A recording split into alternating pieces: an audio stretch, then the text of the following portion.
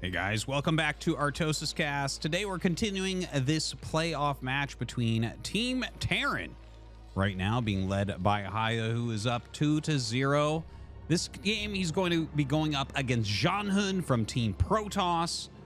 And of course, this is a survival series match. So yeah, this is, you know, I always love to do this type of game where like you just get a bunch of the same matchup in a row and you really get to kind of do a deep dive on it, see all these different styles as well. You know, so far we had Sins lose a kind of weird game against Hiya that I did feel like he had an advantage, and then J-Star got an advantage as well, but kind of threw it away against Hiya.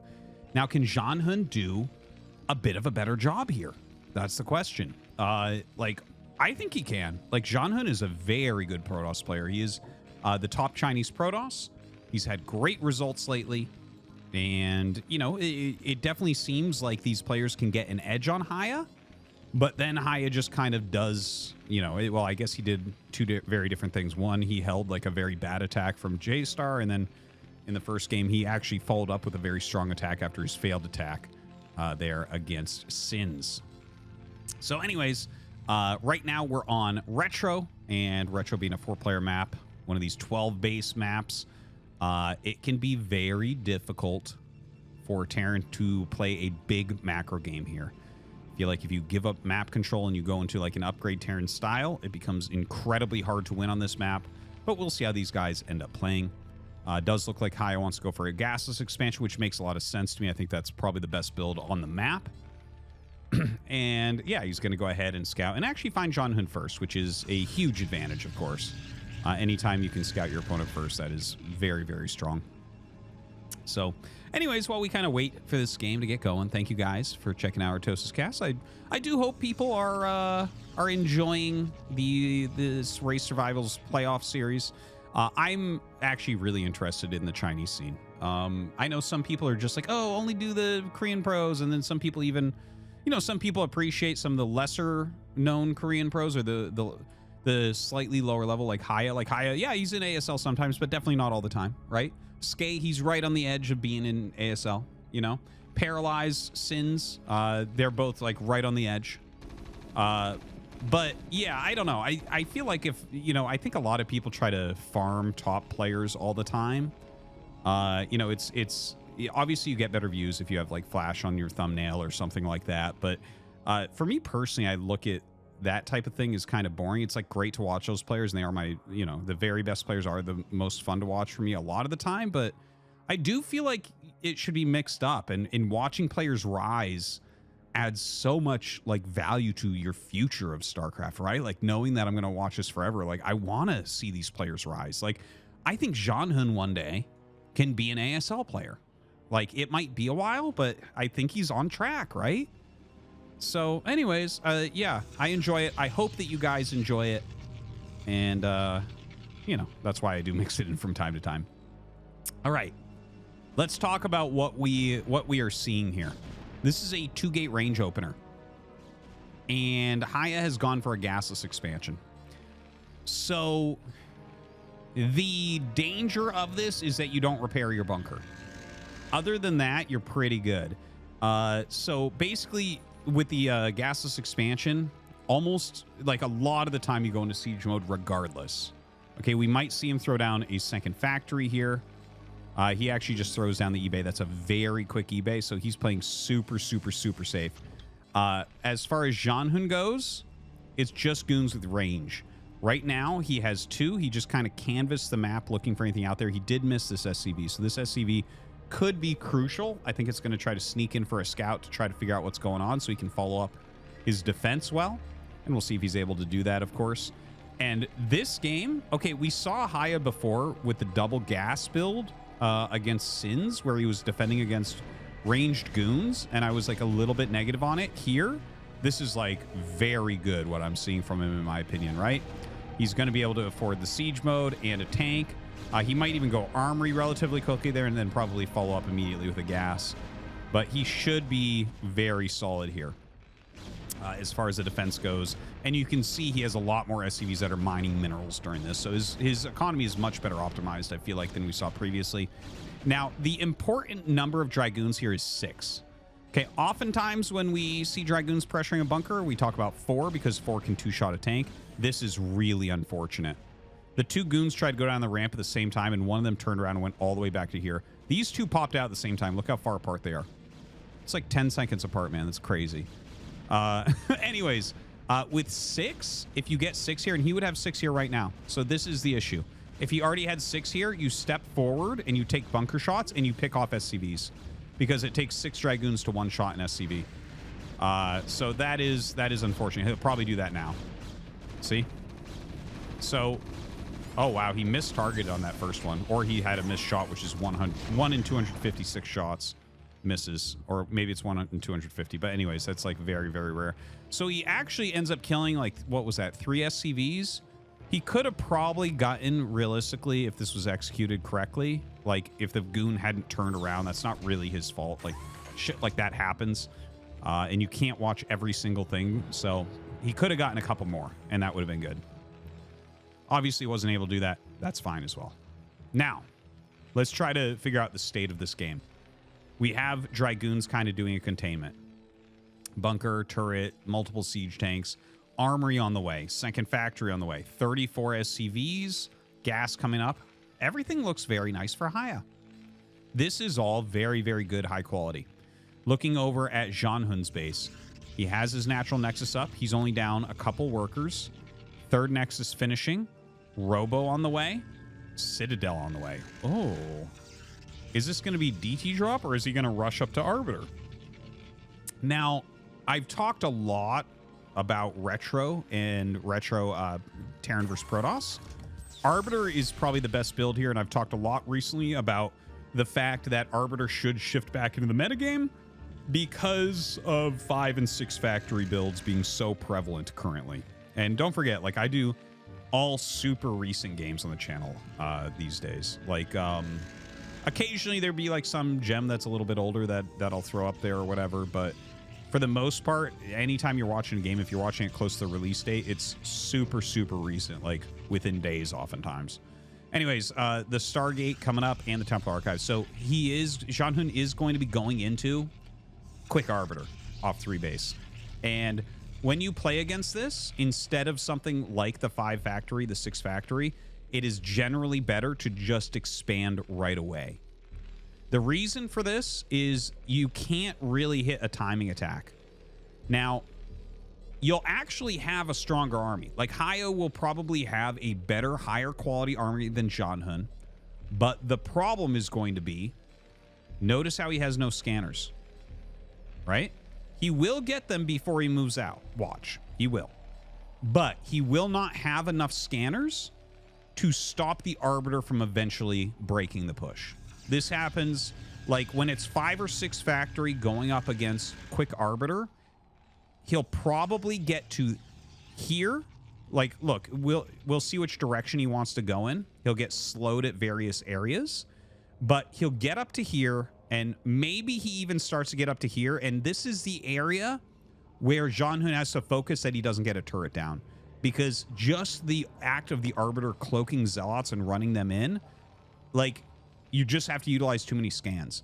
And to force a turret down, you need 2 scans. 1 scan doesn't give you enough vision time to build a turret all the way without a cloaked unit coming up to snipe, right?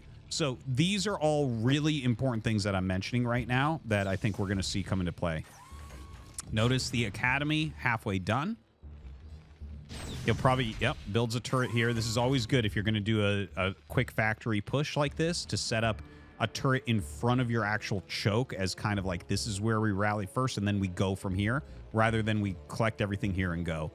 It makes a secondary, like, kind of central rally / defensive point, and also pushes observers back so your opponent is not 100% sure what you're doing, because you would do this as well if you were taking a 3rd base. So more depots on the way. Speed for those vultures. Plenty of Goliaths coming out, so up to 5 Goliaths. I'd like to see it. Definitely needs that vulture speed still. Stasis on the way here for ZhanHun, which is fine. I think that, you know, once they get expansions up, recall is incredibly strong on this map. So he sieges. He's going through the short path, which makes sense, but sometimes you can hold them here. Now, does he have Zealot legs yet? Yes, he does. So already has the Zealot leg upgrade. Ooh, that's a good catch. 4 goons gone. Really good catch there by Hiya. Trades a few vultures for that. Really, really strong. Now, generally, if you can, you want your units here. See, if he had just moved those into this position, this attack would really have to slow down. In fact, you can see Hiya pulling back. And Hiya might just make a command center up here. Like, this is gross. Like, you do not want to come down the ramp into this, right? ZhanHun is playing a beautiful game. Look at his gateway count. This is why I'm saying, this is why I like to watch a player like ZhanHun. This guy's got a lot of ambition. This is really, really good play. He's got 57 probes on 3 bases. He's getting upgrades, right? He just started his +1. Arbiters are coming out. He has stasis. And look at what Hiya's forced to do. He's doing like this weird slow push. And the thing is, if you attack in here just right with your Zealot spread, you're going to clear those tanks. And yeah, you lose a little bit, but your opponent's on 2 base with 5 factory, and you're on 3 base with 6, 10, 11 gates plus arbiters coming out. So the arbiter comes over. Notice how he is continuing this push forward. Like I said, he should be able to get up here. See that? He actually just barely didn't kill this SCV. Very, very close there. But does run in, tries to clear some of this. He's trying to stop some of this turret push. Because this is kind of what you have to do. Like, Hiya has the right idea. He has the wrong build, but that doesn't always mean everything in StarCraft, right? Like, you can have something that's weak in an area, and you can still make it work. And that's what he's trying to do. Now, the turrets can only be built up to, like, here. I believe this might be the last square you can build a turret on over here. It's something like that. We'll see it in a minute, but like not all of this is buildable. I'm trying to squint at it. I feel like if I was playing the game, I'd know exactly where. But anyways, we have ZhanHun right now split into 2 different directions, and he's up a good fair amount of supply. Getting that 4th Nexus, I think it's like perfect timing on this 4th Nexus from ZhanHun. Really, really good there. To get that Nexus going, like during the middle of this push, can be a little bit tricky, but you have to do it. It really only costs like 4 Zealots, right? So maybe you cut a tiny bit of production, but without that, the game is not going to go heavily into your favor at all, right? Like, even if you break the push, it's like, well, I mean, it's still, you know, going to be 3 base, 3 base. Hiya does finally finish that 3rd base, getting some SCVs there now. We have +1 attack only. Running in. See this? He'll never let this happen. This is how you win the game as Hiya is getting turrets up in this area. So right now, ZhanHun coming in a little bit of a flank. He's clearing a lot of this. Goliath's come up to pick the Arbiter. He throws a stasis down. It's not a very good stasis. He only gets 3 Goliaths there. Moving forward, trying to utilize the cloak of this Arbiter, but there is this missile turret.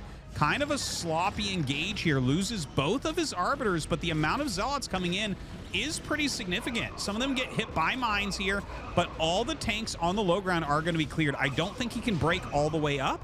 He's going to have to turn around.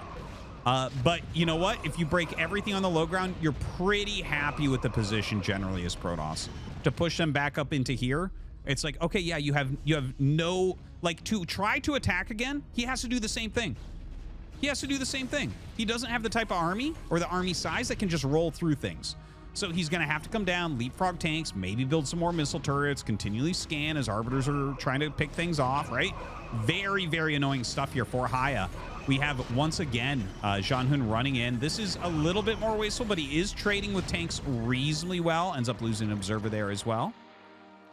So look back at Hiya's base. Adding a 6th factory, getting that starport going. Is on 53 workers. He hasn't transferred. Oh, no.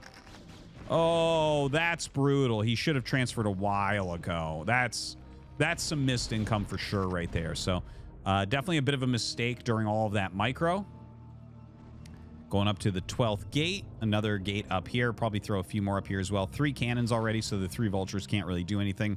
Looks like ZhanHun rotating around, but already good defense. You can see, right? This secondary defense location. He's just, you don't want to attack into here. So that's looking pretty good, pretty healthy. He's starting this push once again. But look, it doesn't even look as strong as it did the time before. And ZhanHun's coming in here with kind of a smaller army. Still clearing siege tanks out.